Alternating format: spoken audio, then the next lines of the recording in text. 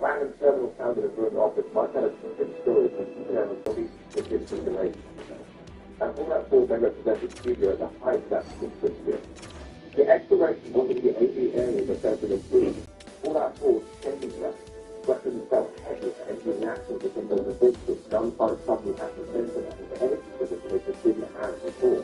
But if using a customized assault rifle, a laser musket, never used those awful, a combat shotgun or a heavy modified butt rifle, combat finally stood upon its own, rather than the line to progression became far more flexible than previously. Every level offers meaningful choices, allowing players to shape their character and run faster, stealth, heavy weapons, power, stepping construction, research, and then of course there is power, that's the power armor. For years, Fallout took the power armor like particularly strong and focused. Fallout 4 completely reinvented. Suddenly stepping into a suit felt like entering into a walking camp. The screen changed, the heads-up display changed, the audio changed, the movement changed. Everything became heavier and more intimidating. Even today, Fallout 4 remains the best interpretation of power armor that franchises have ever produced. Although I would say the TV show pulled an absolute grind with their power armor as well. In fact, the TV show is just incredible. And now significant. Hold on, I'll explain. The voice protagonist remains one of the most controversial decisions that has been made. For the first time, your character wasn't entirely yours. Nate and Dora already existed before the TV took control. Their personalities, histories, and relationships. The dialogue deals with complex conversations in the main summary. You will quickly select options without fully understanding what the character is actually about to say. You prepare to say New Vegas to receive less back meditation and play a choice, constantly shape the role around you. Fallout 4 often feels similar. The role-play systems weren't gone, but they were undeniably reduced. Captures is an exchange into the game practice as well.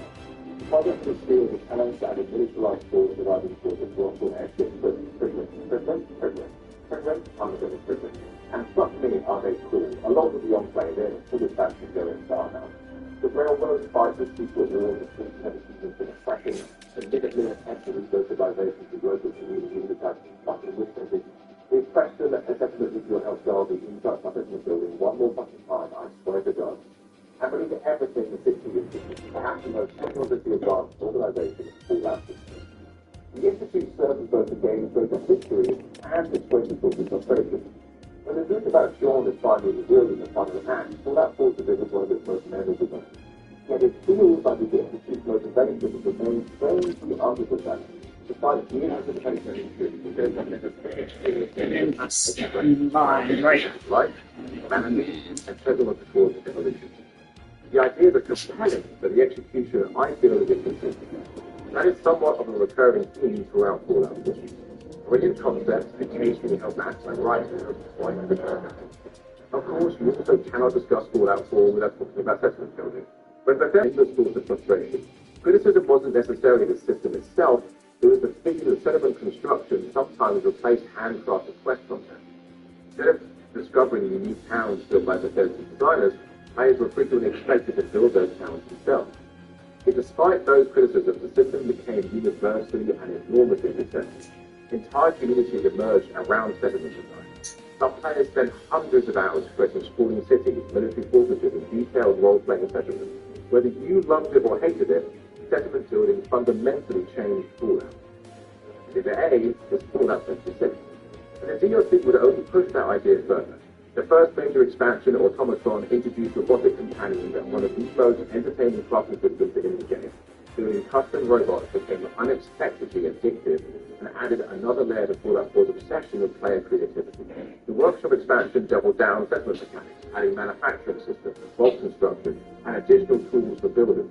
These DLC packs weren't particularly exciting for players as it's narrative content, but they dramatically expanded what was possible within the sandbox of the game itself. And then here's Far Harbor. Even 10 years later, Far Harbor remains easily Bethesda's finest achievement. The expansion transports players to a fog-covered island consumed by paranoia, mystery, and faction conflict. The atmosphere is incredible. Every location feels dangerous and wholly unique within the wider world building of Fallout that we've seen up to this point. The writing feels sharper. The characters are more memorable. The moral questions are far more complex than anything I think you find in the base game. And most importantly, Bar Harbor embraces ambiguity most entertaining. The concept alone is fantastic. A gigantic pre-war theme park transformed into a raider kingdom. Each zone tells its own story. The environments are imaginative and incredible as only the surface can do. Exploration remains consistently rewarding. Yet Nuka World suffers from somewhat of an identity crisis. The expansion finally allows players to become genuine villains. But by this point, many characters have already spent dozens of hours acting as heroes across the Commonwealth. The transition feels awkward and clunky and often disconnected from the rest of the game. Still, as a location, Nuka World remains unforgettable. The sight of rusting roller coasters towering above a lawless wasteland perfectly captures Fallout's unique blend of dark humor and post-apocalyptic strategy. By the time Bethesda finished supporting Fallout 4, the game had become enormous. Multiple expansions, hundreds of hours of content. In fact, the official runtime for the game and expansions is 120 to 200 hours for the quests alone. A sprawling open world packed with stories is what got delivered. As always, you can't talk about a Fallout game without at least briefly mentioning modding. Perhaps more than any Bethesda game before it, Fallout 4 has become a platform rather than simply a product. Modders have rebuilt entire systems, created new quest lines, introduced new factions, and transformed the game into experiences Bethesda could never have imagined. And honorary mention has to go to Fallout London for the most in-depth mod I've ever encountered in the history of ever. Go check it out, thank me later. Even today, 11 years later, people are still finding reasons to return to Fallout 4. Not because it's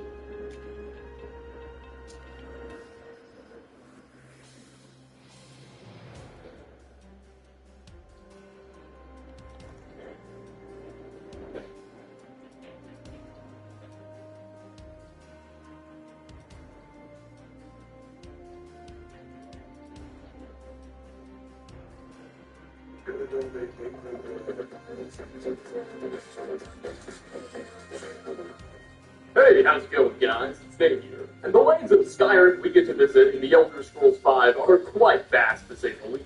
Spanning across tundras, forests, and plains, this northern province has many sights to see and places to visit. A quick look at your map proves this, as hundreds upon hundreds of markers will be available for the player to seek out and travel to.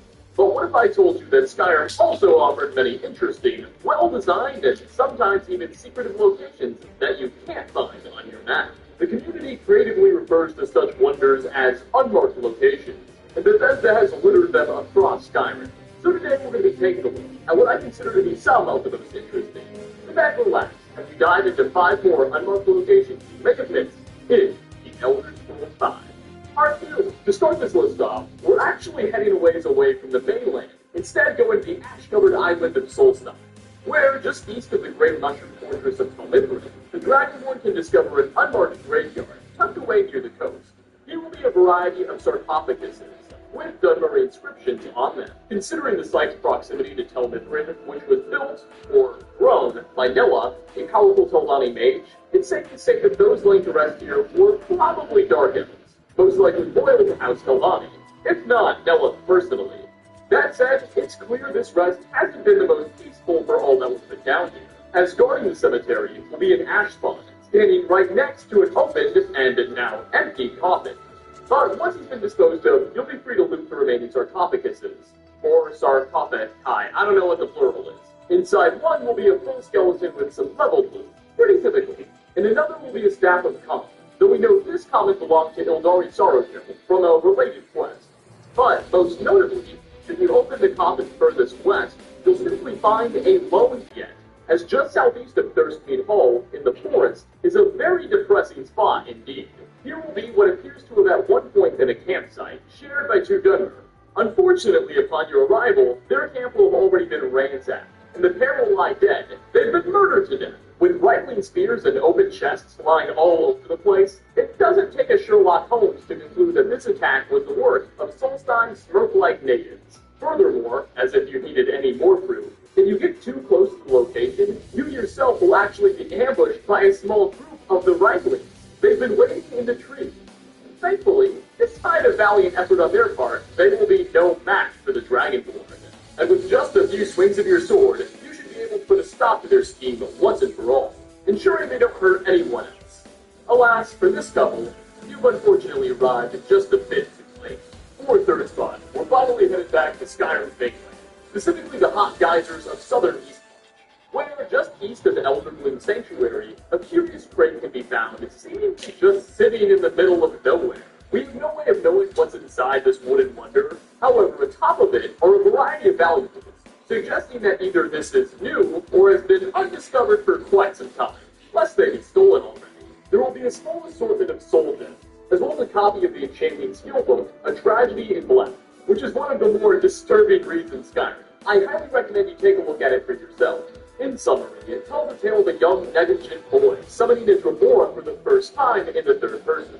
The boy understands a little of magic, but allegedly his mother was a novice mage, and after a bit of research, he was able to summon such a beast to do his bidding. You see, when a conjurer summons a Dremora's nerd, typically that Dremora will be literally forced to follow that conjurer's orders.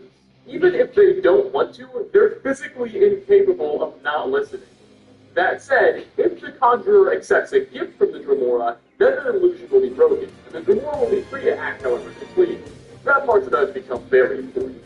The boy demanded the Dremora help him make a magical dress for his mother's birthday, but the Dremora was able to trick the kid into accepting a soul gem from him, freeing the Dremora from his binding, after which he killed his conjurer and trapped the kid's soul. And that's where our tale ends. It was written by an anonymous author. That said, the soul gems atop of this crate are empty, so surely they had no involvement in such an episode. At least I hope. Getting close to Andrew, we set our sights on the once tiny snow of the metropolis that is the Forgotten Vale. Now little more than an overglorified former hideaway, the Vale once served as the de facto capital of the entire Scarlet race prior to their extinction at the hands of the Nords, and slavery tried to prevent it as well. Just underneath the bridge to the large ancient temple of Aldiel, on the edge of one of the cliffs in its dry ravine, will be the remains of a very strange and clearly defunct mining operation. A skeleton will lie on the snow, next to a gold ore vein and his trusty pickaxe. Nearby will be a golden necklace, as well as a couple of flawless diamonds and golden ore pieces. Whoever this was had found a lifetime's worth of riches, though clearly never got the chance to capitalize on their discovery. The really weird thing here is that also next to the skeleton will be a palmer sword, implying that either this long-gone miner was themselves a palmer, or was at the very least killed by them. Both these possible explanations only really lead to more questions, such as what would a palmer be doing looking for gold? They typically don't seem to have much of an interest in I stole Alexander Perrier. Be playing my second parody. How long ago did they expire? Whatever the story behind this fortune seeker is, we'll never know. But it was nice of him to leave us. And last on the list, south of the Lady Stone at the bottom of Lake Illinois, nearby Riverwood, the rest of the silver moon 6 feet away. In this closely wreckage, the player can find a chest containing some basic level food, as well as the skeleton of the ship's former captain on its deck, currently holding on to the random level one-handed weapon. Now, the thing that makes this location stand out to me personally is that in the game, we don't actually learn anything about it, not even its name. No NPCs mention the vessel, nor is it associated in any quest. However, thanks to Skyrim's official API, we do have some context that gives us a bit of reason. Apparently, this silver moon has been sunken for many generations, as, according to the text, it's been at the bottom of the lake for as long as anyone in Riverwood can remember. Furthermore, the sheer existence of the ship suggests that Lake Illinois was, at least at one point, a considerably bigger body of water than it is today. As anyone who's really seen the lake before can attest, it's simply not big enough to necessitate a ship of this size. And none of the connecting rivers would have even been able to support it, so it couldn't have connected to a larger body of water even if it wanted to. So either this lake was at one point in history much larger, or the inclusion of such a wreckage was just an oversight by Bethesda. But such an assertion is preposterous. Bethesda making a mistake, please. Next you're going to tell me that the Thalmor don't actually have Skyrim's best interest in mind. You and your conspiracy theories. But with that tinfoily conclusion, we are going to wrap up. 5 more unmarked locations in the Elder Scrolls V Skyrim Part 2. Thank you for stopping by, everybody. Which of the places we visited today did you find to be the most fascinating? And what unmarked locations would you like to see covered in the next video? Leave a comment down below. As always, like ratings are very much appreciated. Again, thanks for watching, and I hope to catch you all in my next video. Peace out, everyone.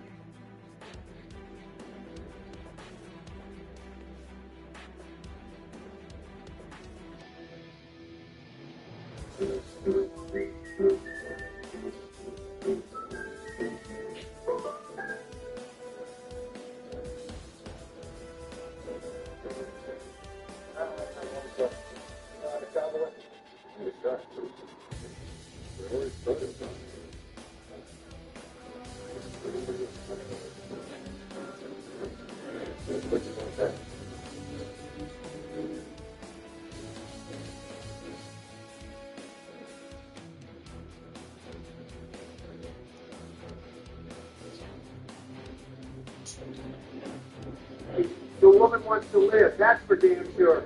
Which brings me to the best part. The Raccoon City outbreak has officially happened days before the game starts, which is September 28th. September 28th, day 11. Jill fucking Valentine will then go on to survive everything from zombies to Nemesis to even a fucking nuclear bomb, which hits the city on October 1st. That means that she was able to survive through all that chaos for nearly a week. That's S-tier material right there.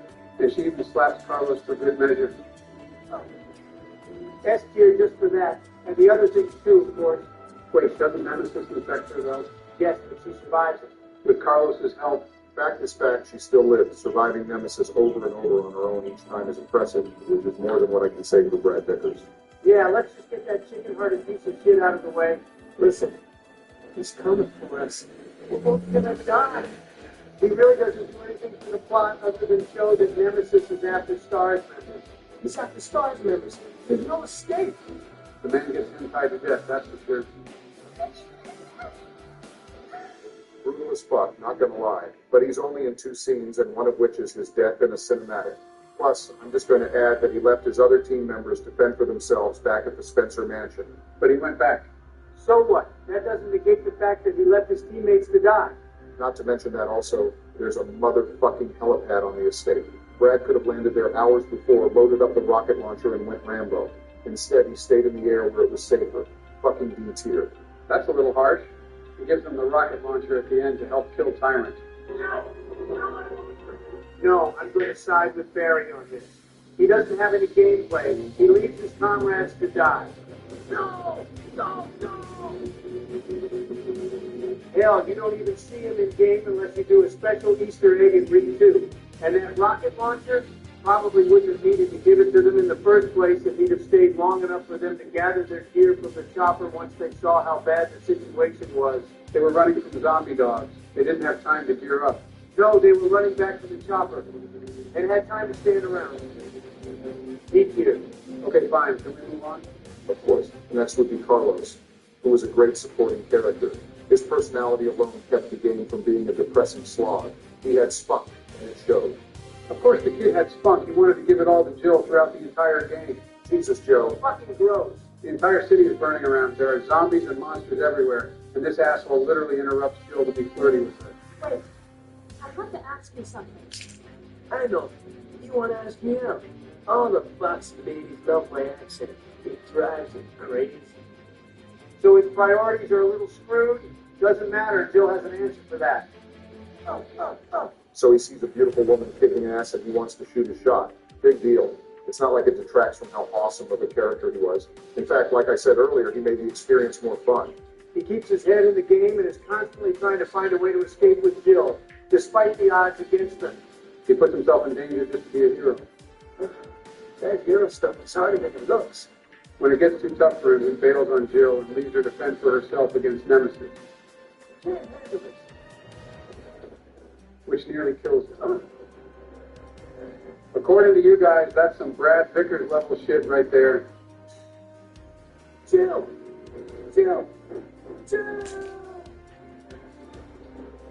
Joey, this is ridiculous. The man had a moment of weakness. And I'm being generous. He's a one-shot character that doesn't return in any other games in the franchise and is only memorable by his snarky attitude. I'm going to side with Don on this, Joe, although you do have a point. He doesn't return, so A tier is where he goes. This is bullshit. Take the L, you bleeding prune. Every time we get done with one, you two go at it like an old married couple. Focus. Now let's move on to the big boy himself, Nemesis.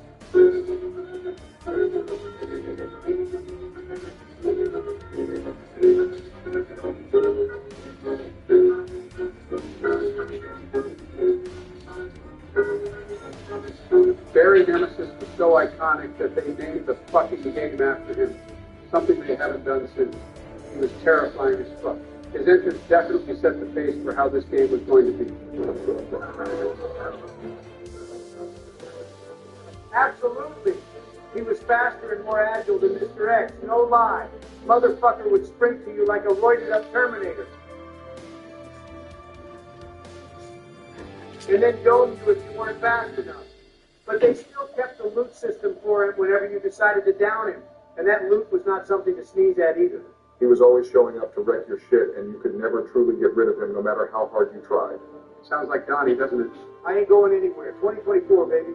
He shoots down a rescue chopper, which now that I think about it, happens a couple times in this franchise.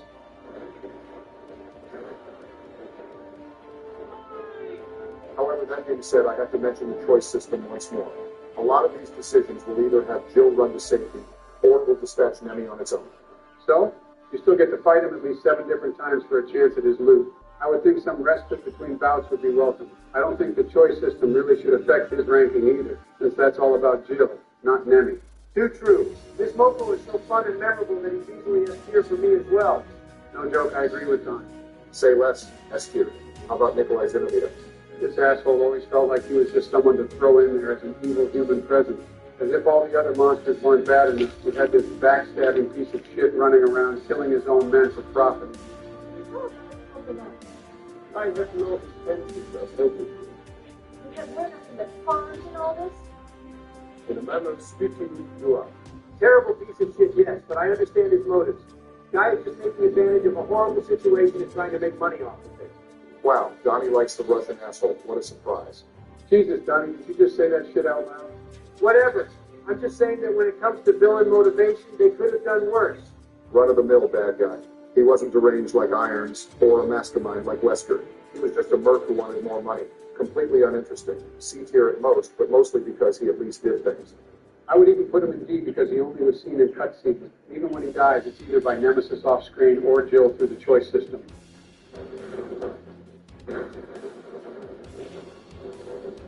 Fine, you both made your points. C tier. Good. How about Mikhail Fisher?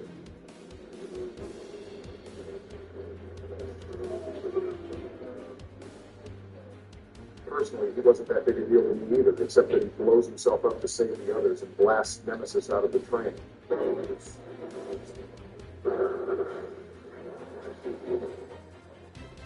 Yeah, normally he'd just be a D character, but that act does save him, so I don't mind ranking him in low C. Good. All right, guys, we're done with this one. Final thoughts? Did you guys know that we had the power to just nuke one of our own cities and then get away with it for years to come? I'm pretty sure that George probably looked into it. Very funny, guys, so let's move right into Code Veronica. Fuck yeah, let's do it. Based on your setup here, I take it we're going to be doing the main characters last. You got it. I don't see a problem with that. So who's first? Well, that would be Rodrigo, I guess. Come to think of it, there's not really any side characters in this one. Everyone is pretty important. Is this the motherfucker who captures Claire, lets her out, and then gets eaten by a fucking giant worm later on? That's him. What a tool.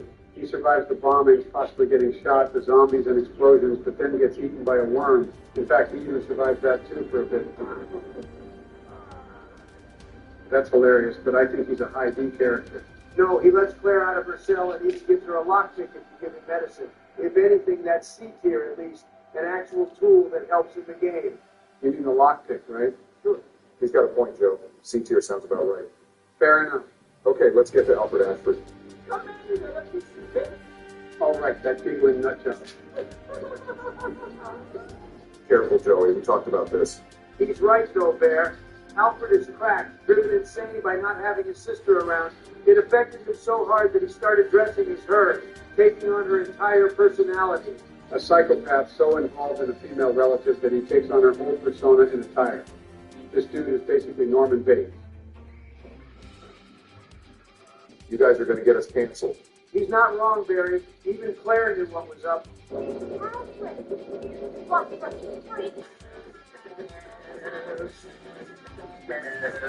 First off, it was 2000. A lot of shit was different back then. Secondly, I see your point, but let's stick to the other facts. Only once do you actually ever play against him, and all you do is dodge his rifle shots and run up some stairs. After that, nothing but cinematics and a lot of whining. I smell a C ranking here. He's a literal plot twist as to who the real villain of the game is. Again, Norman Bates. I can't see him as B tier or above simply because he doesn't seem to be of any real threat, so I agree with Donnie. C tier. Yeah. All right then, let's do a quick ranking of what seemed like mini-bosses. We'll start with Alexander Ashford, or Nosferatu as he's called. This boss seemed like it was going to be a good fight, but then when it happens on that rooftop, it felt like a letdown. I thought he was going to use that axe that kept him sitting down for some reason. Instead, all you need to do is stand back a bit and shoot. Dodge the poison, and that's it. Fight over. I got some Silent Hill 2 vibes with him walking up those stairs. Wrapped up and in the mist. Okay then, D-rank? Nah, you still fight against him, and he can kill you, so see it best. Yeah, that sounds right. All right, next is the tyrant T-078. This motherfucker is sort of a huge joke. He seemed like an afterthought, like the developers forgot to bring out some kind of tyrant, so they scrambled to throw him into the game. He's not as intimidating as the others. Slow as shit and can be down within a few seconds of being created. His second weapon is also just a form of shoot dodge and then hit him with the plate. Hopefully we did enough damage, and the fingerless fuck beats it back to you. Don't forget that if you fuck up and die, you have to do that whole door opening sequence again.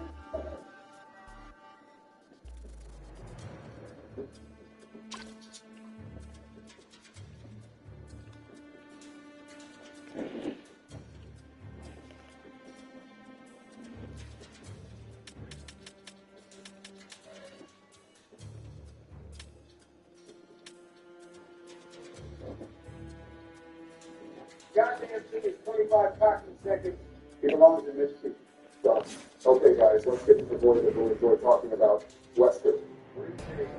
Here we go. Oh, fuck yeah. Keep it in your pants, Donnie. Be this seat. Fuck that, I'm gonna let it free for my man Wesker. This motherfucker attacks the island with his HFC forces and then just rolls on up to Claire like he was invited. Grabs her by the Don't just say it. neck, then flashes his beautiful red eyes about him. This small cutscene shows that he is a brand new villain, one that shouldn't get fucked with. I hate to admit it, but you're right. Even later on at Antarctica, he showed about his powers when fighting Chris. Blasting him around and just putting a hardcore beat down. And you know, Chris drops, he doesn't steal girders under his dome. He gets up, unharmed. I told you, don't fucking touch me. He gets his ass picked up by Alexia. Excuse me? Jesus Christ, Bill. Oh, I'm sorry. My older makes me stutter sometimes. I said that Alexia Ashford in her search online who scared him off a little bit. You carry out the caution and was a tactical retreat, but not before he punches her in the fucking face while on fire. A punch that was completely ineffective. And the moment he sees Chris, he just runs to the door. The entire Navy attacked the complex and went onto the island itself, so as to snatch this bitch. But the moment he hit a little opposition, he speaks up and he bounces. This is so stupid. He's motherfucking Wesker. Which makes me even more sad. Okay, guys, calm down. It's possible that you saw an opportunity to kill two birds with one stone. Use Chris to weaken Alexia and hope that he gets killed along the way. He was the master after all. Takes advantage of the situation for his own gain with a true tactician does. Getting Samir January 6-5 to you. Shut the fuck up. Okay, guys, let's wrap this up. We get an awesome display of power and fighting with Chris. Fighting with it, more like a blue. Chris's bitch is being thrown around like a ragdoll for 5 minutes straight.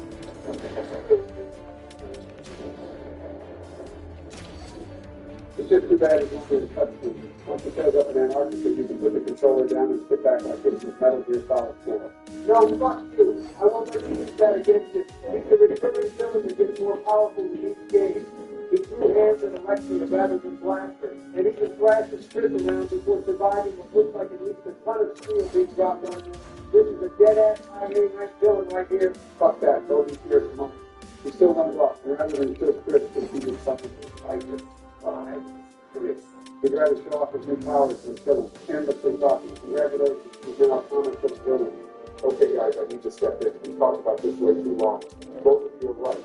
He's the only villain to come back to the franchise, and he is more powerful, making all this seem awesome to watch. Also, his voice acting is much better than the Christ. He can get hate. However, he does want to win twice. Even in the end, he didn't see it deal with Chris. And the moment Fire got involved once more, he loses. That's how he went through. Fuck that shit. He's just gone fine. But lower than that's it. If you don't get to pull that boot again, you whiny little girl. Whatever, let's move on. Good. Next was Alexei and Axel. The true main villain of Code Veronica. Today she was a decent antagonist, and her transformation was pretty lit. I see what you did there. This big ass slowly blood around the lights on fire, and then vomiting on you. You got two clothes annoying as fuck. Made everything claustrophobic and hard to do. At least it wasn't boring like the other bosses. You actually have to think about your moves. You can't just rush around and stand still. You just 50 inches. Thank you. You cannot tell me that this great scale conflict looking motherfucker with liberal anime hair is more powerful than Western. Like what's actual fuck? You're going to squirt some more seeds on it? Stop being a bias with a baby gun. Compared to all the other bosses in this game, it's a good thing she was tough. Her second form was worse with all the fucking little bugs and shit, and then boom, she was. And then died with one shot from the pulse rifle.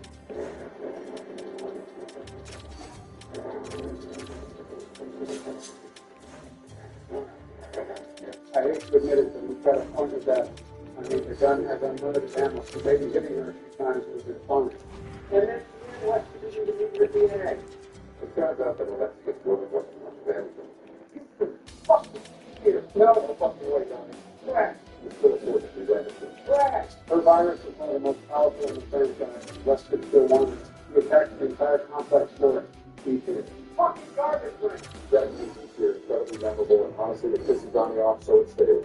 Fuck you both, you lipstick motherfuckers. Suck it up, big guy. Next is Chris Redfield, looking much sharper than last time. He's still wearing a started outfit, even though Raccoon City was destroyed months back. Never forget it, all right? Yeah. Busted and they inventory slots now, thank God. We can finally carry more items like all the kingdoms of Woodbat and things in the whole West. Which fails terribly, of course. Just a side note, but I love how Dead by Daylight kept Lester losing his glasses and getting punched in the face from this scene back in 2000. That kind of shit just tickled me. Can we go one list about contributors to DVD? Yeah, it's great, dude. Whatever. I like the money. Got the Chris. He's much more of a badass in this one. I mean, there's the regular stuff like killing zombies and monsters. But then there's the fact that there's Alexia in all three of her forms. And he's still just a regular dude. You gotta admire his balls. Dear guy, when he faces off with Lester, he talks about how he's going to avenge his comrades and then tries to start shitting the fight.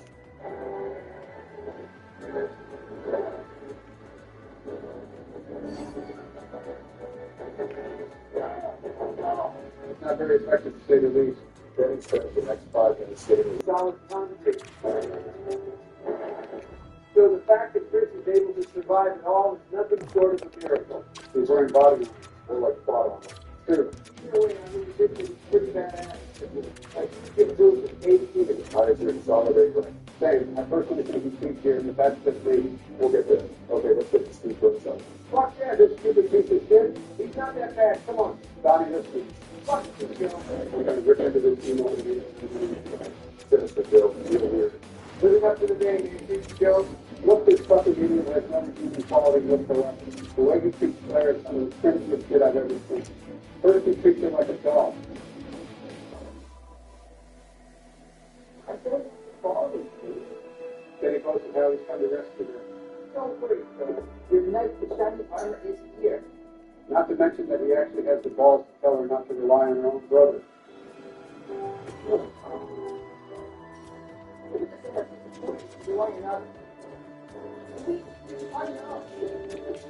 His father made him think this way.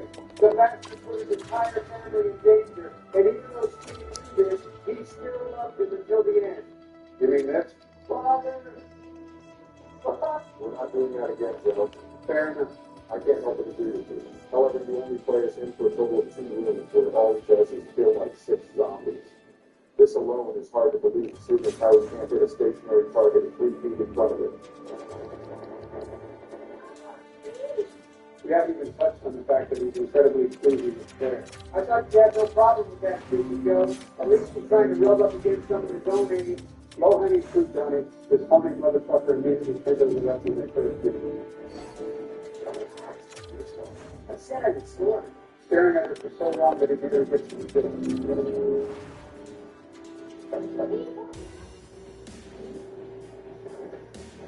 or how much of time when he actually starts to sit there while she slept. I completely forgot about that part. Modern defenders would rip this kid up. They wouldn't have to because he died. His body was turned into a Shrek like monsters in an act, and we were having arguments with one of the saddest deaths in the series.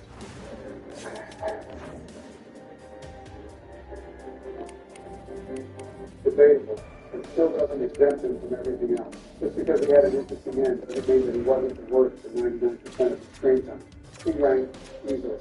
Sorry, guys. You just totally didn't want off there. It doesn't matter what you say. He's still a man in my heart. It wasn't his fault that he was forced there, but he adapted and survived the best he could, and overcame his distrust of people.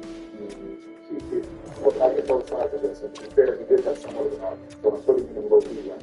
Bullshit. I'll take it. It's reasonable, but we need to move on. Nice try, you fossil. Beat my ass, you did it. That's just Claire Redfield herself. And honestly, I feel that she's pretty much the same in this as she was in 1998. There's no kid for her to take care of, or lose for that matter. And she even goes back to give Rodrigo the medicine. She's got Joe.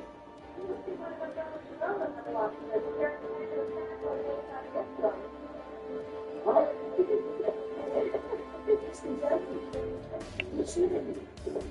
And of course,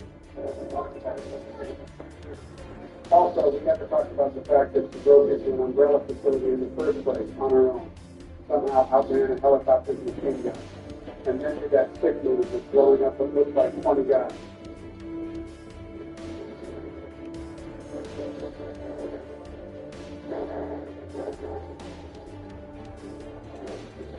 The movement was later copied shamelessly in that shitty movie.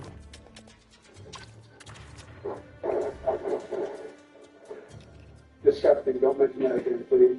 I was so pissed when I saw that. Yeah, no cap. Anyway, Claire's pretty much S tier at this point. No bad qualities, improved gameplay through and through. Objections? Nope, none. And we're done with third round. Damn, that took forever. Yeah, we got a little sidetracked a few times back there, but I'm glad that we're about a third of the way there. So let's go ahead and take a quick break before we continue. No arguments for me. I need to check if my parole officer anyway. And I could use a quick nap. See you guys in a bit.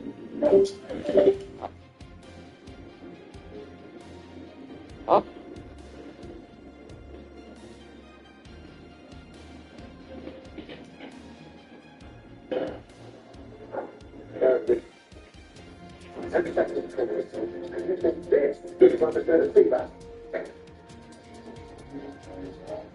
Well, folks, the Philadelphia Flyers, they just went out there and threw a grenade into the National Hockey League.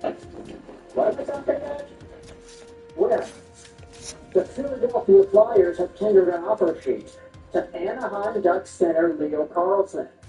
The offer is a 5-year contract worth an average annual value of $18 million, which would require 4 of the Flyers' first-round draft picks in each of the next 4 seasons as compensation. Holy crap! Oh my gosh, dude! We knew the Philadelphia Flyers were big name hunting. We knew they were in on some of the top names, from Zach Werenski to John Carlson. Philly is locked in, and now they have successfully tendered an offer sheet to Leo Carlson. 5 years, $18 million in AV. No matter if the Ducks accept this and they take on the 4 first-round picks, or if the Ducks match it and they keep Leo Carlson. Now, right now, Leo Carlson is the #1 paid player in the NHL. Dollar bill career and $17 million a year. Sorry, buddy, that did not last. That lasted as long as Leon Draisaitl's $14 million being the top contract in the league lasted. Leo Carlson, at 21 years old, with a career high of 67 points in 70 games played, is now making $18 million a year. That is bananas. You talk about Bowen Byron, 12 and a half. Leo Carlson upped it up to 18, and who can believe it? They if the team's going out there and asking for $18 million for you, you should say yes, doesn't matter how many points you got. Take a look at some of the extra conversations as to how this is going down. Kevin needs to go out there and said this. Those are conversations earlier in the week. The Anaheim Ducks were hoping to be between 10 to 12 million AAV for Carlson and Cutter Gauthier, knowing that Katseka will be next in line.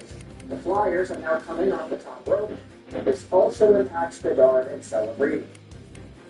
Yeah, I'm not saying these guys ain't going to be signing offer sheets too, but this is definitely the status of where we're at in the National Hockey League now, where offer sheets willy-nilly can be tossed out for $18 million a year. The Ducks had 2 days to get a contract done with Leo Carlson when they traded, and now this is what happens. The Montreal Canadiens didn't do this with Ivan Demidov. They signed him right away. The Ducks and their carelessness let Carlson get offered by other teams, and now this grenade is pulled out and tossed right into the thick of it. According to Puckpedia, the Anaheim Ducks have $35 million in cap space, so they can match Leo Carlson's deal at 5 by 18 mil. They would also need to sign Cutter Gauthier, which of course adds another monkey wrench into the entire conversation. Here is what Darren Dreger said. Interesting info here. This will certainly juice the market, according to several player agents. Carlson had 4 teams present offer sheets, and several who shared a high level of interest. Shared. Darren Dreger, get your spell check book out there, buddy. High level of interest from 4 teams. I guess Philadelphia gave Leo the biggest dollar amount. Why else would he sign it, right? Either way, the compensation is going to be the same. Either way, Leo Carlson gets paid. You can't blame this guy. All you have to do is blame the Flyers for going that high up on the dollar amount, and blame the Anaheim Ducks for not getting this guy signed to his $10 or $12 million AAV deal that you wanted to get him signed to 2 days ago. You fumbled this, Anaheim. Oh my goodness. Details around the offer sheet are incredible. It is a heavy loaded contract in signing bonuses with close to $20 million paid when the contract is registered with the league. All 5...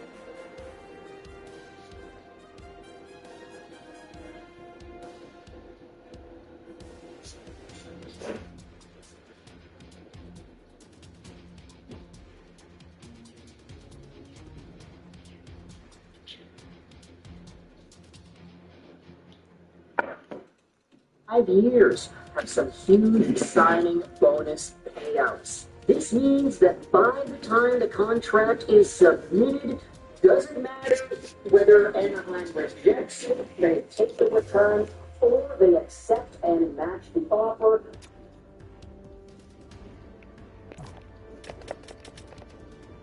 Let's have another look. Let's get it. Taking a season lineup. Gemini comes through with a spicy thing.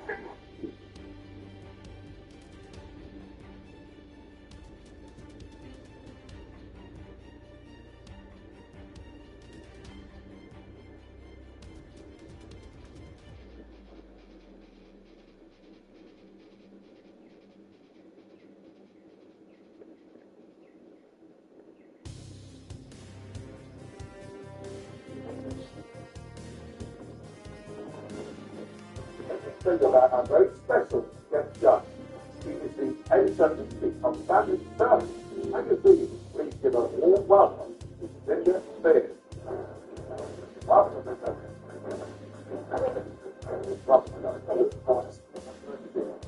Welcome to the best open platform from today's winning team to be featured in an upcoming issue.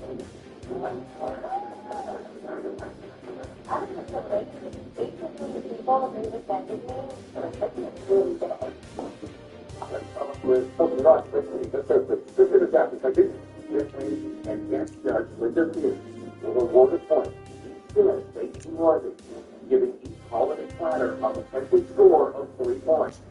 Wow. Now wait, is that a fucking hot dog with apples on it?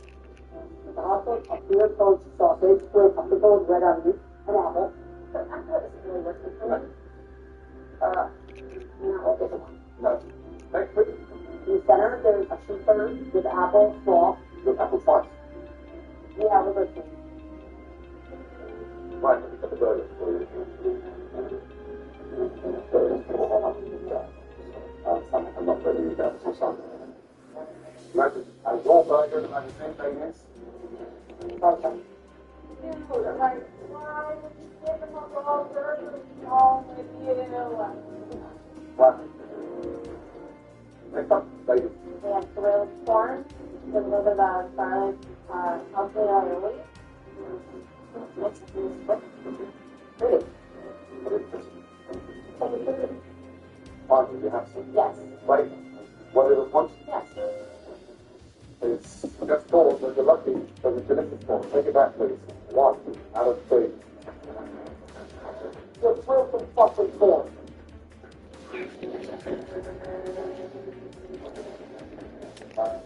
And now, Boston runs the food, and here is the butcher from Johnstown, Massachusetts.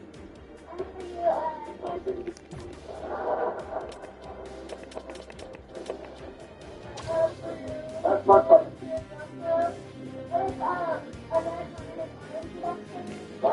Wait, productive skills.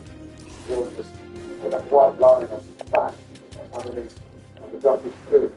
So it's the rest of them. It's not good. I'll get those done for this.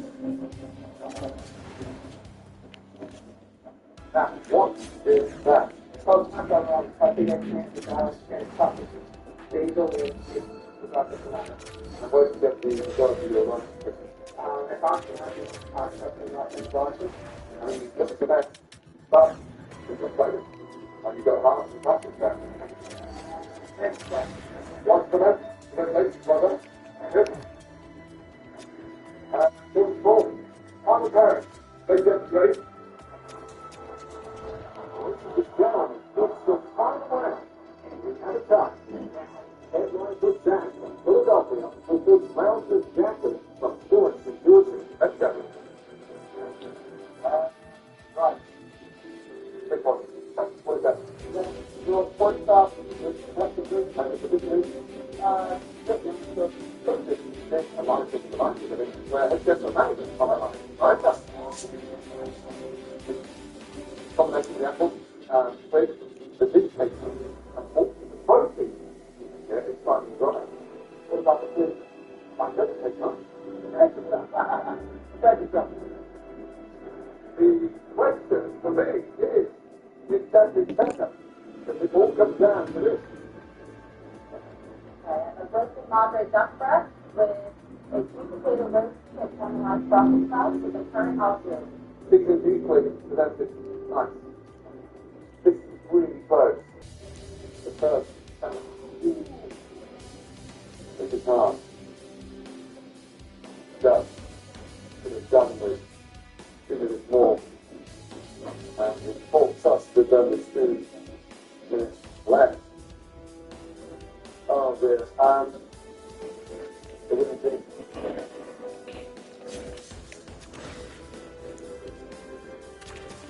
Congratulations. Great.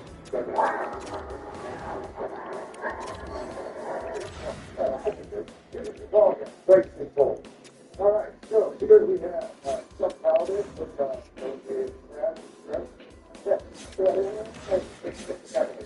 and I'm going to get the opportunity to understand that you can do it.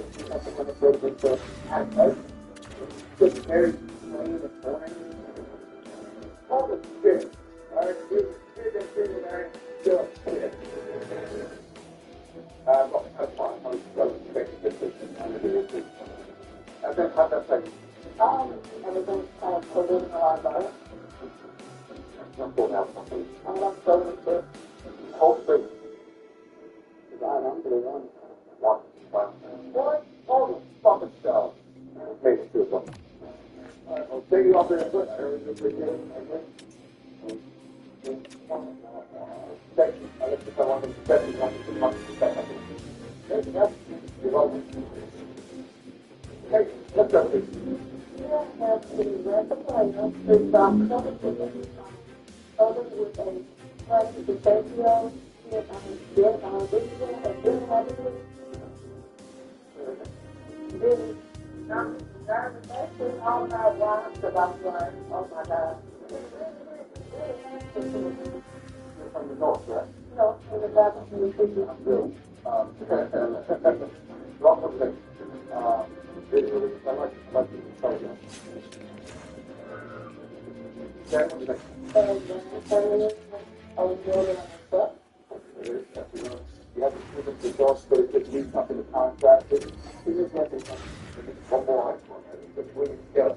I had squash, and we got salad, started on for dinner as well. Second, I would have said that kind of hard. I was in the first. Oh, I'm going to do this. Wrong. 3, 1. Yep. I'm not going to get it. I'm going to get 2. Thank you. Thank you, don't lose. Okay.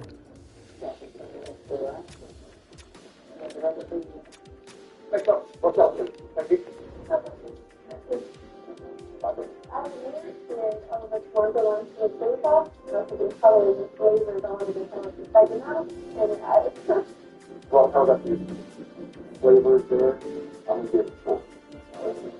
The flavors are there, but the flavors are a little bit strong. I'll give it 3. But I think the style of this was very good. However, you have better than that now, not just like raw fat, unappetizing, and then obviously raw fat, photograph. Amazing question. Thank you.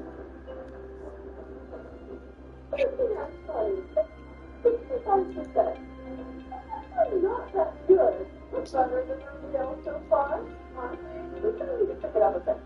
So that's what that's a portion and transfer raw fat. What are those first?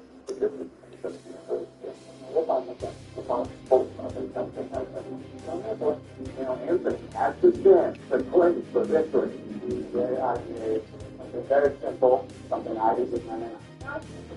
It's acrylic stitching underneath is pickle leaves that I've retried. The second one is really good. I like this color. The only thing that I think that I was making, like, I'm going to give one flavor to it. Absolutely. Brianna, really, like you're 50. What do you know about the flavor of fish? Very well. That's the best thing. That's something that we have in there. Overall, very good. Very good, good, good. Because the first thing, this one's the best to go in this inside, and it comes down to it.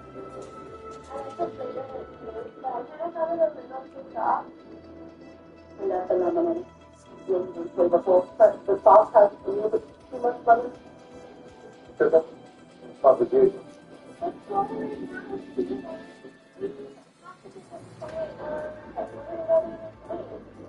I'm going to go with the next one. Let's see. I'm fine with that. I like both of them. They're really good.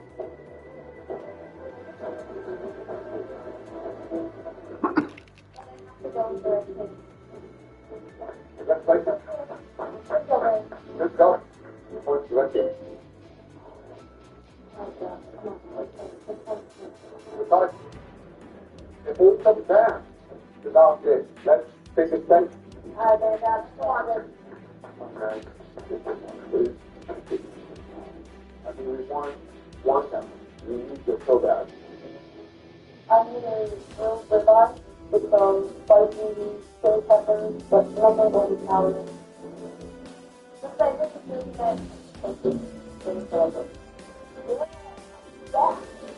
Obviously, Brianna really enjoyed the manuscript, but my flavors are spot on. I really don't think there's anything there. Yes. Oops.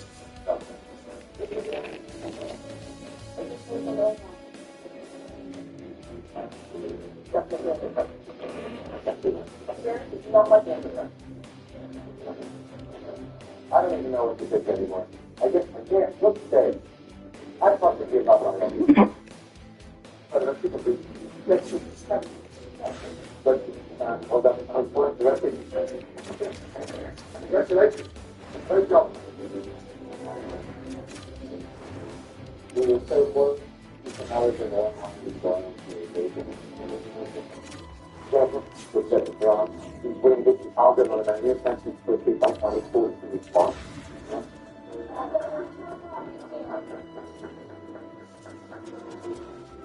Ladies, a hate strategy, total domination. Great job. I'm not forget the circus. In this challenge, Jeff Ramsey and Seth Simpson will each judge the business on a scale of 1 to 4. Several at their scores will be promoted. The matchup against the score is each one. Either the first pair of tests to face up is stand up and jump. Discuss their speakers. Stop doing tough time versus Kamal. Got it. No. Yes.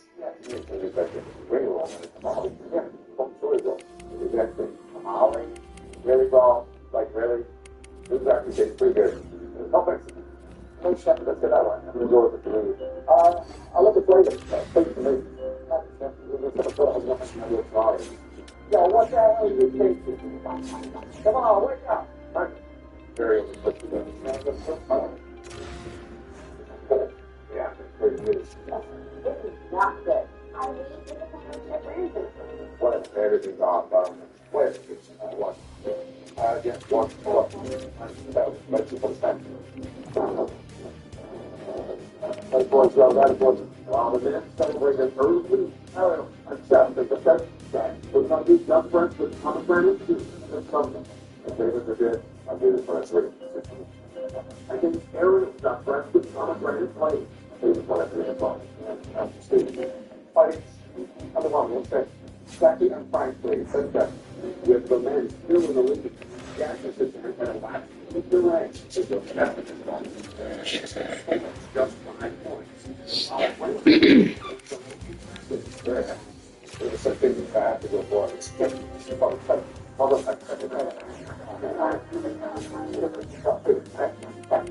understand how to cook. Fuck it up. Got it out.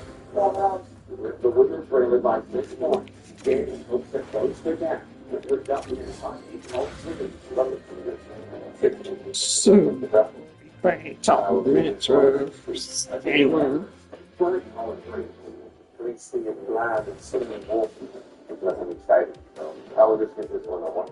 Alright, good. Walk. Oh, good. With the women still trailing. He's looking to get a leg up. I don't understand people like that, but it's not the proper time to cook in. You know, we gotta feel the breath. With her unconventional choice of time. Chopping that, but I just only have to like, I'm gonna give it a solid. While Austin has high hopes for his health rest with Canada Record. I don't look to do it on, but I think the service will be good. I also want, yeah, to agree on one. Red 22, red 2, 21. With the women catching up and only 2 rounds left. Edgy, actually, let's go. Has pulled out all the stops with his fantasy contract, bought with garlic, pickle, and the onion. That's it. We would be shut down. We could credit like a customer. Roll white side up. Yeah. We could get shut down if we were to set this job credit. Consider this again. Hold on. Come on, dog. That is wrong. That. And when you're about to, you can't do that, dog. But this is good.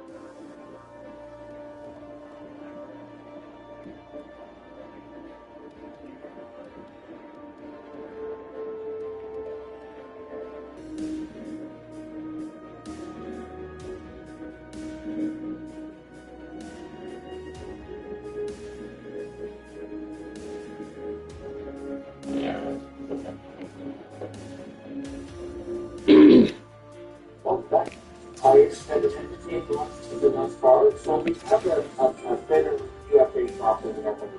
So I was strictly free agents, not as many big names as seem to be interested in. And we have this with center depth. There are 11 teams in the National Hockey League, and so when you have a restricted free agent like the old Dodgers, there are a number of teams interested. We've always figured that there were like 5 teams that were lining up to possibly get an offer team. A lot of discussion now about other restricted free agents for Anaheim and Seahawks might be vulnerable. We might see that an offer team. There might be one later on today, there might be one over the next week. We could see more. So I wanted to talk about offer sheets in historical perspective, and I was right back in 1997. There were offer sheets before 97, it was very different. The offer sheets were not like really high dollar value, but until 1997, when the Rangers, they brought out their checkbook, and we knew the Rangers had basically unlimited funds at that time compared to other teams in the National Hockey League. And they tried to steal those package. They were going to poach those package in the Colorado Avalanche. They even offered for 3 years of $1 million to Colorado Avalanche fans. There's a lot of back and forth on fairness, wasn't. And so that offer to be advanced.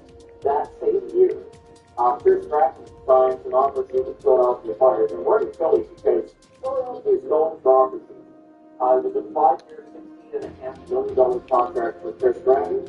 Tampa did not match that offer. Turned out that was the right move. Chris Stratton was a good player, but he was more of a 60-point player than an 80-plus-point player, and yeah, it was Philadelphia getting people was essentially second or third line center here with Stratton, but it didn't quite work out. Now also in 1999, Maple Leafs, they've not put out an offer sheet for Mr. Sullivan, who's suicide. But it was meant ultimately by the Canucks. It was a 5-year contract at $10 million plus a $7 million signing bonus. I still remember at the time the idea was the Canucks would not tank because that $7 million up front was a lot for a Canucks team. It wasn't necessarily in its best form in terms of making it. The Canucks were definitely having struggles, and so Toronto tried to approach Poland from the Canucks. 1998, Sterling Shamrock signed an offer with Carolina. Yeah. 3 years, $38 million. So this was trying to get the dollar amount that maybe that Detroit won't match. And that's going to get it. We're trying to give the player an amount of money that the other team will look at go, that's considered not 5 years, that's matched by Detroit.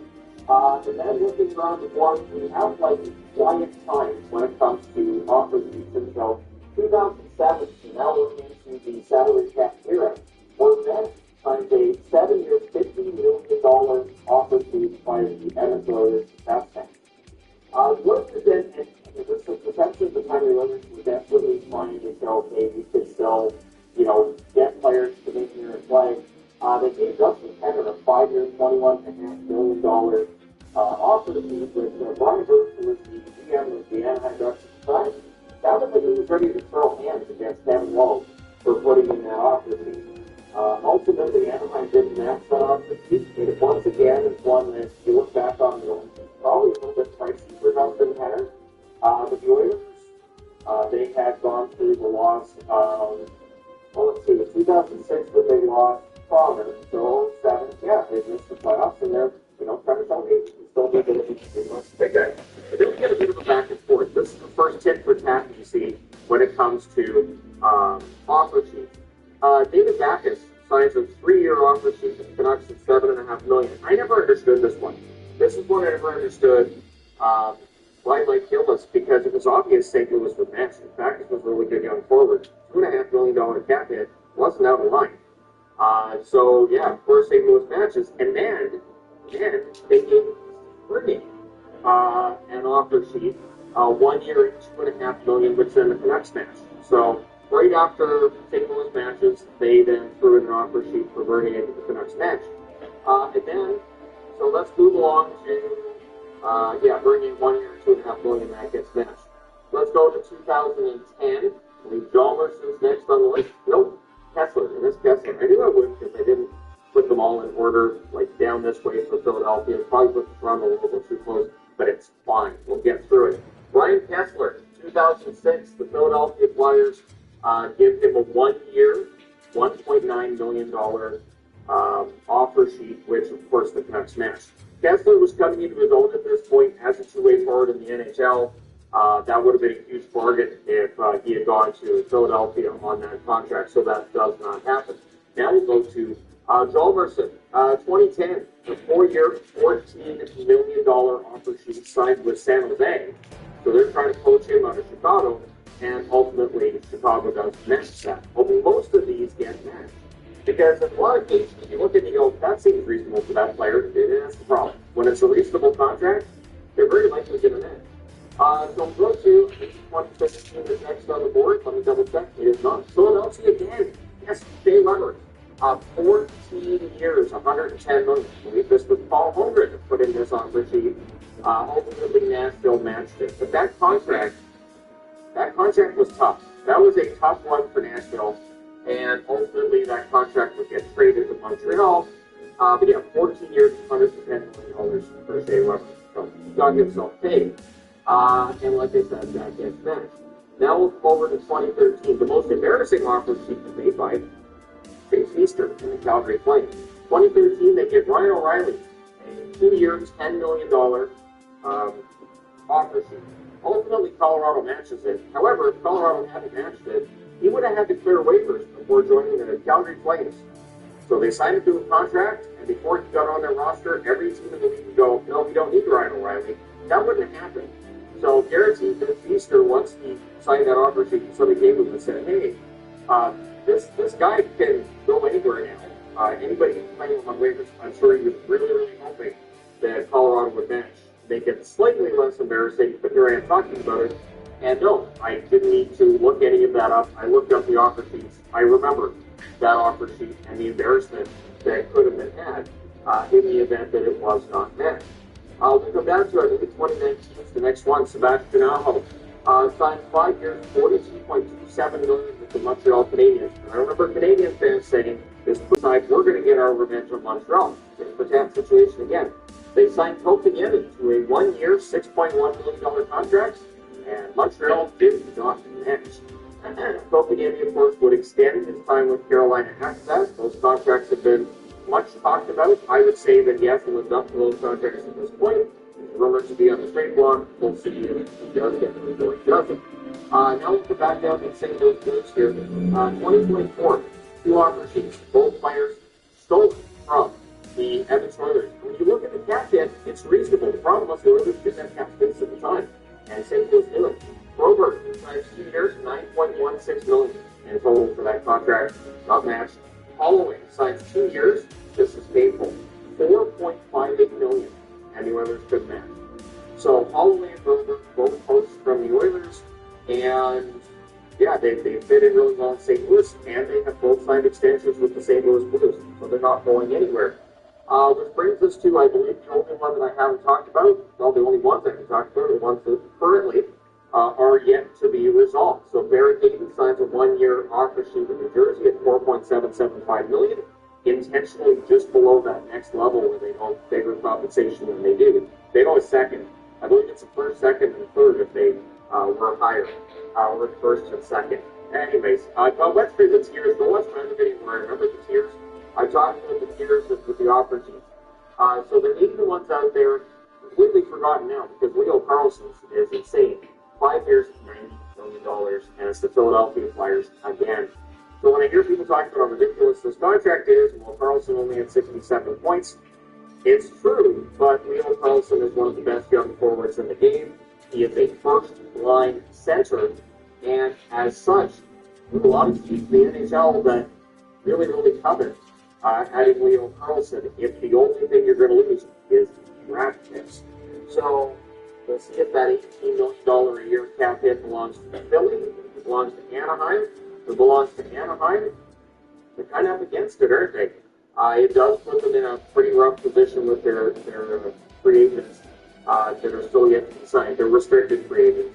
And apparently, and I think it was Elliot Friedman I was reading, said that Anaheim was hoping that if an offer sheet came in, it would be in the 10 to 12 million region. My answer to that would be, why the hell would a team give them a $10 million cap hit on an offer sheet? Obviously, Anaheim's going to match that. You have to make the offer sheet so high that the team will really have to consider whether or not they're going to keep the player. And at that point, then he's an asset the Flyers have acquired. 4 first-rounders go the other way. There's been discussion about whether or not Anaheim might just take the first-rounders and what they might do from there. General managers apparently a little bit split around the NHL on what the smart thing to do would be. But I get what Philadelphia is doing here because he is a first-line center, and he is going to be a player who produces a ton of points. He's so strong on the skates. He is an excellent player. And I really think this was a bold move by Philadelphia. Of course, there's risk. There's risk with any offer sheet, as you can see from the ones that are on the board here. Some of them seem relatively reasonable and cheap. Some of them are pricey, but really good players. And some of them kind of scratch your head and say, so what were they thinking there? But either way, offer sheets are fun. They make for a more interesting offseason, in my opinion. Let me know your thoughts in the comment section below. Which offer sheet do you think was matched that shouldn't have been? And who would you like to see get an offer sheet next? Let me know your thoughts. Hit like and subscribe if you've not done so already. Thank you guys so much for all your support. It's greatly appreciated. So will Philadelphia make more offer sheets?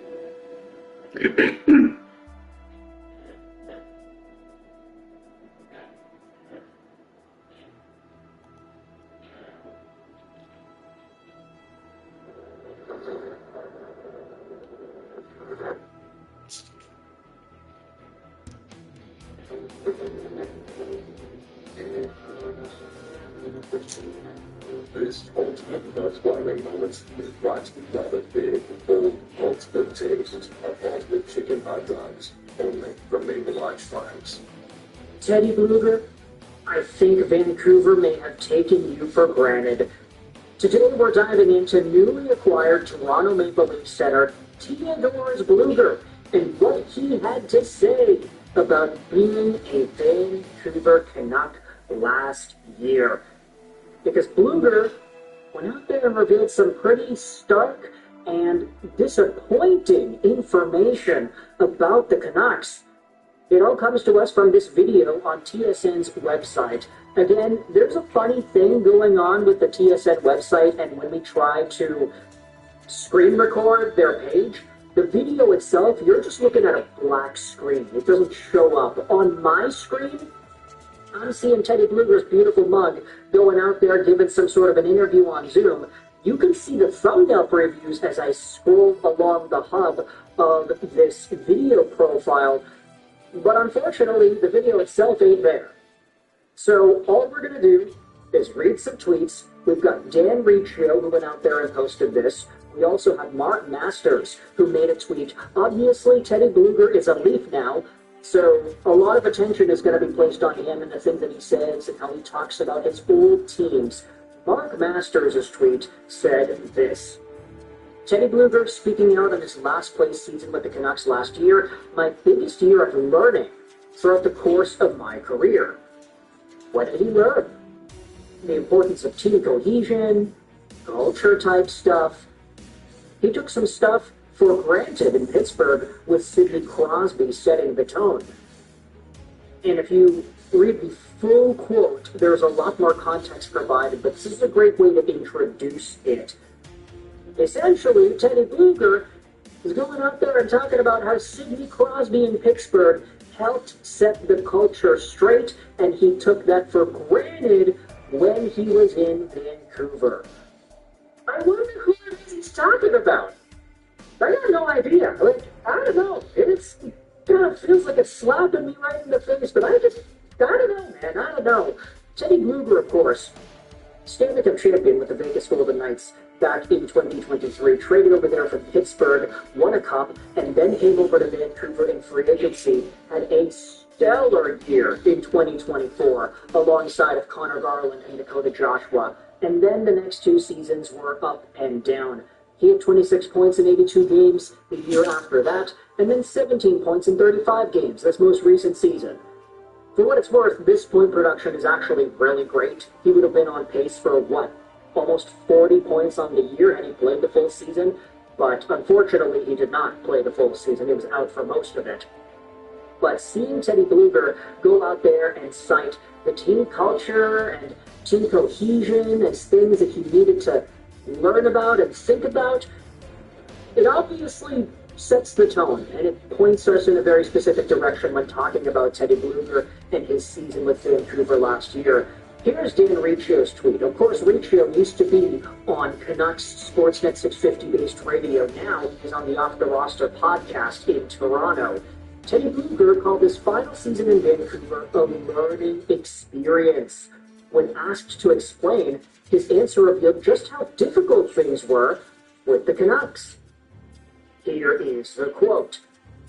I think just about, this the importance of team cohesion, culture type stuff, what makes a team tick, what makes guys come together, play at their best. I think the goal for any team is to kind of get to a point where you find this balance of guys caring about each other enough to where they're willing to sacrifice themselves for the good of the team. And how you kind of get there, and trying to figure out how to get guys to be on the same page. I think stuff that I took for granted early in my career in Pittsburgh, with Sidney Crosby setting the tone, his practice habits, discipline of showing up on time, being respectful to each other, to the trainers, to the staff, things like that I think seem like when you take each thing on its own, it seems like a small thing, but when you add them all up, it creates an environment within the facility that I think that environment's huge, and it has to be positive, and one where everyone can be themselves and come to work every day excited and upbeat instead of down and kind of negative. So that makes all the difference, I think. So just little things like that, and trying to figure out ways to navigate that. So I think that's kind of the stuff that you probably carry with yourself your whole life, even past your hockey career.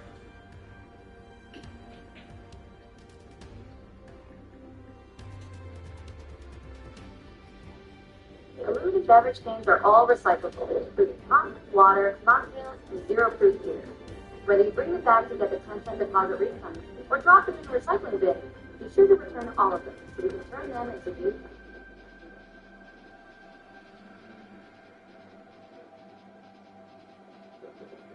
When you live with diabetes, confidence comes from knowing your glucose levels and where they're headed.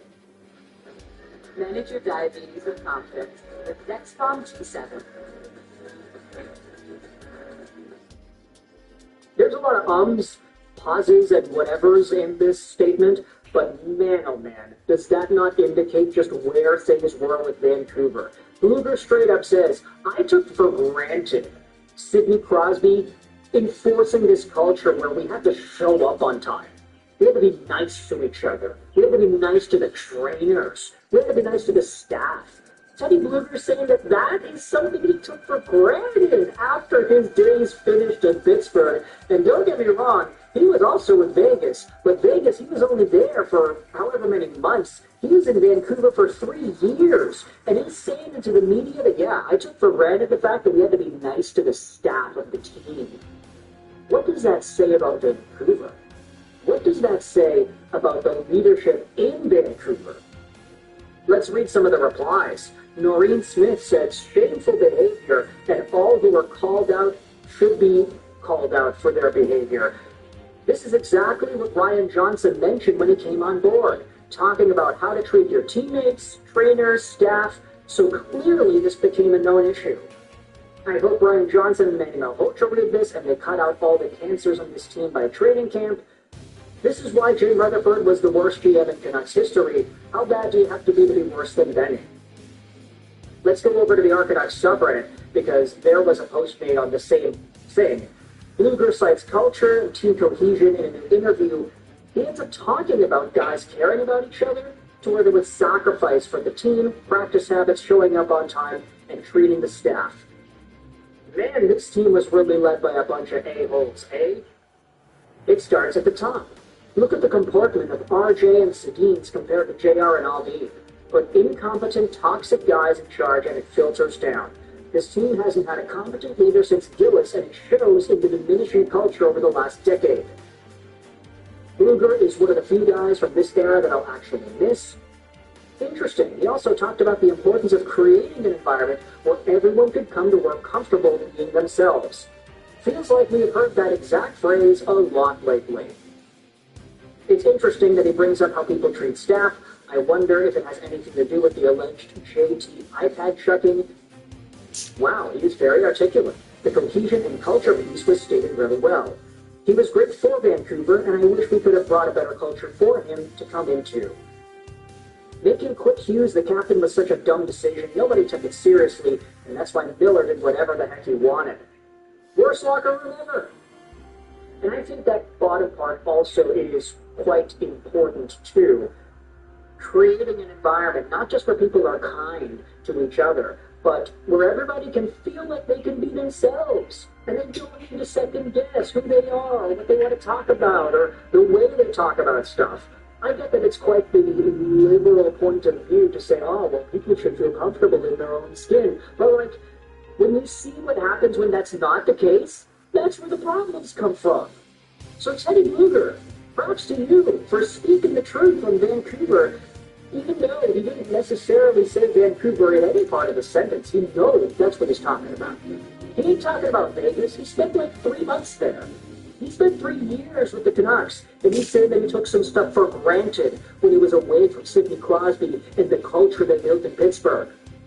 Let me know your thoughts in the comment section below. I hope you enjoyed this Swedish Ashroll signing on, and bye.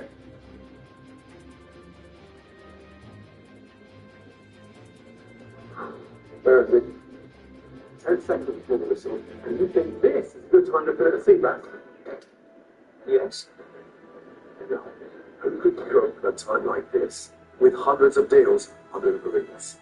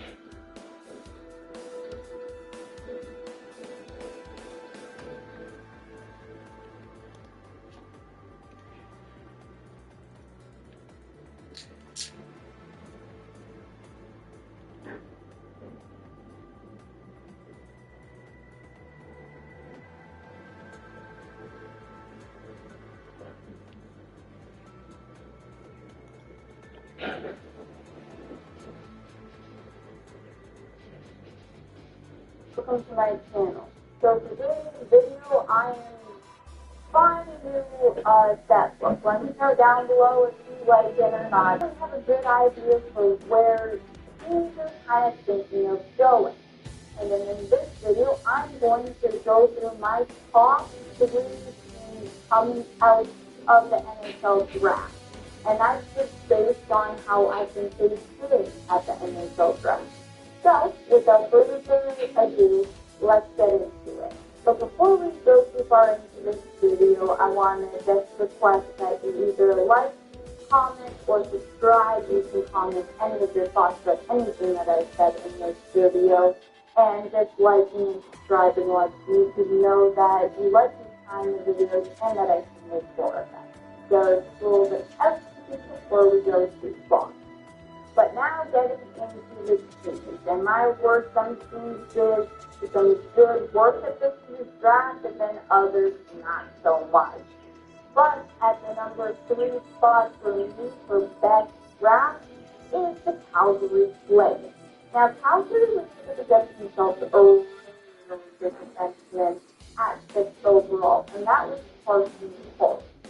Now, there were a lot of defensemen viewed very highly by most of the scouts and also me. However, the defenseman that went off the board first at 4th overall to Buffalo was Jackson Rudolph, and you almost thought that he was going to go there. So that opened up and more opportunities for other teams to get a better defenseman. And that's what Calgary did here. Paul was great in the WHL this past season. And he would have been even better in the playoffs if he hadn't gotten hurt so early on. And bringing up that getting hurt early on, Calgary made another pick. I'm kind of jumping down a little bit here. But they got Keith Harrington, who was on Spokane in the Western Conference this past season, and there was an incident in round 1 when Spokane was beating on the short thinking that Coach Carl was on, and Carl got injured on the right of Spokane, and the Spokane player, that means the Harrington, decided to yell in this state of injury. So this is being back to your same spot. But Chase Harrington in his own right, really good offensive player, so I don't think that this kind of thing will impact the future of the Calgary Flames. But another storyline for Calgary coming out of this year's draft is this is drafted with their first pick in the 3rd round. And that is Joe Aguirre. Now that last name that sounds very, very, very familiar to a lot of people in Calgary and across the NHL, because that is the name of Jerome Aguirre, or the last name of Jerome Aguirre. And Joe Aguirre is the son of Jerome Aguirre. 2 years ago, Calgary missed out on drafting the older brother team. However, they get Joe, and he was kind of criticizing this pick because Joe was only ranked in one ranking, at least that I saw. And that was by NHL Census Scouting, and they had him at 200 for Northern Hemisphere. So to say that a lot of teams or scouts more so didn't really see much in him, that would be an understatement. However, Howard makes the pick, and they had like 5 picks before this one, and so I think they're okay to take a little bit of a risk. And with Joe Dillon getting drafted, that means that every single Azuma's kid has been drafted into a pro hockey league. That means Joe, Steve, Duke, the NHL, and the oldest, Dave, who was recently drafted into the CWHL. Now moving on to the next team, which I have plotted at number 2 for their success at this year's NHL draft. And this one is no surprise. It is the Toronto Maple Leafs, who drafted Gavin McKenna with the first overall pick, and well, probably doing a big corner on my list in the Maple Leafs coming up. I probably not bring up Marner with this team anymore, but I still hope. So McKenna goes first overall after a really good second half of his college season, and they're going into this season McKenna was seen as first overall. However, that was kind of questioned as the season went along, but then cemented itself and obviously went first overall. However, the Maple Leafs made some other really good drafts, that being Alexander Polanski. I believe I'm saying that correctly. If I'm not, let me know down in the comments. But he's a part of the Memorial Cup and OHL winning Kitchener Rangers this past season. And it didn't look like he had a big role, but he had a pretty big role on the Rangers and was pivotal on helping them win as much as they did this past season, and will be a great addition to the Maple Leafs. He's a team man, so Maple Leafs need more of those, and he's got that winning pedigree in him right now, so that is good to release.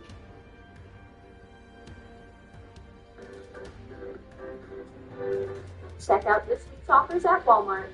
Shop everyday low prices in store and on the Walmart app today.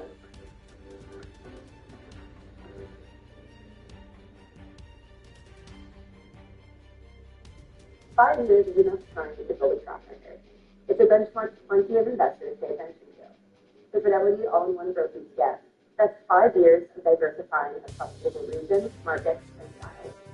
5 years of automatic rebalancing. 5 years of helping investors work towards their goals. If you're looking to add growth potential to your portfolio, looking at the track record, check out Escrow. Future. And then other picks included the drafting of Ethan McKenzie, who that may sound familiar to Canadian fans. I end up talking about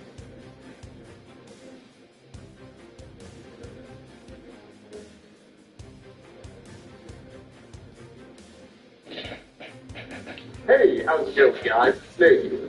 And Skyrim is a land of many things. Stories, places, people, and history.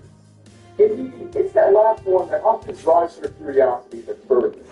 The Elder Scrolls V is peppered with a plethora of unanswered questions and unexplained phenomena that we curious to figure out. But no matter how hard we try, we just can't seem to quite get them. So today we'll be diving right into the 5 more spooky mysteries in the Elder Scrolls V Skyrim. Starting off, Olaf's One-Eye was the legendary Jarl of Whiterun and High King in Skyrim from 420 to 452 of the First Era. He's known for constructing dragon trees and trapping the Dota Human inside of it, where he could later use the tools he built with dragon trees for a very similar purpose in the main platform. Olaf also managed to conquer the Reach in Skyrim's name, and was all around a heroic and great figure. Or was he? You see, while the band goes towards revere Olaf as a godlike man, during his reign, there was one thing that challenged all of his accomplishments.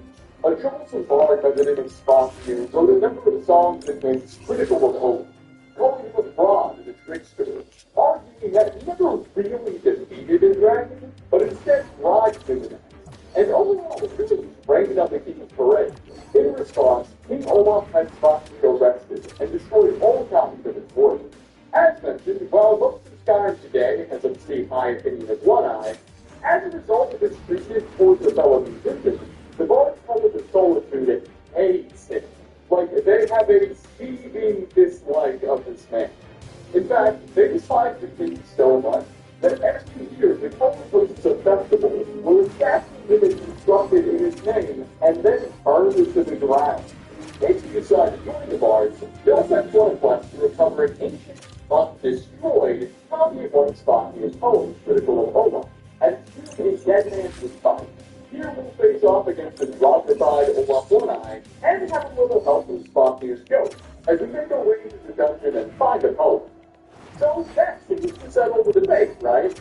Svafnir's spirit was cold and helpful, and Olaf was an undead Draugr who tried to kill him. So the Bard was probably telling the truth, and Olaf has been evil, right? Well, not so fast, because in Sovngar's Hall of Valor, where the spirits of many an honorable lord can be found, we can meet none other than the essence of High King Olaf One Eye.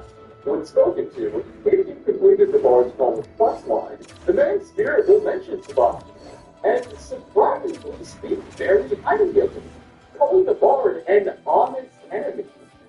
You please Svafnir, a fool of on an honest enemy. That he found off as a sort of charity that he died as a fool of it. I hope the big thing is on.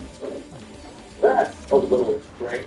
Didn't you literally arrest him for lying about you? On top of all of this, because stuff's not confusing enough, Svafnir can also be met in Sovngarde, wandering the mist. Though he doesn't have any diamonds. So what's the deal here? Was Olaf an evil, corrupt man who achieved a little but abused political opponents? If so, how did he make it into Sovngarde? But if he wasn't, why does he call Svafnir honest? And how would that Bard also have gotten into Sovngarde if all he did was honest? Hero or villain? I suppose we'll never know the truth behind Olaf One. Perhaps it lies somewhere in the middle. And so we're interested in your going to talk your earth, research it here, and otherwise it's better for your company to use your words. Oh my god, come on guys, really?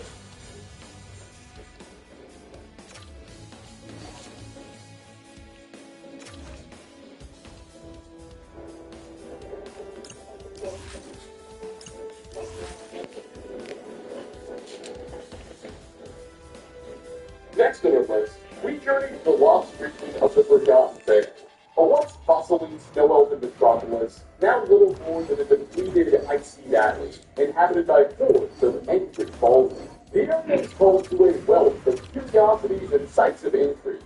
But perhaps the strangest scene one can come across here can be found underneath the frozen lake that the drained vitality Vorwolf is a combo.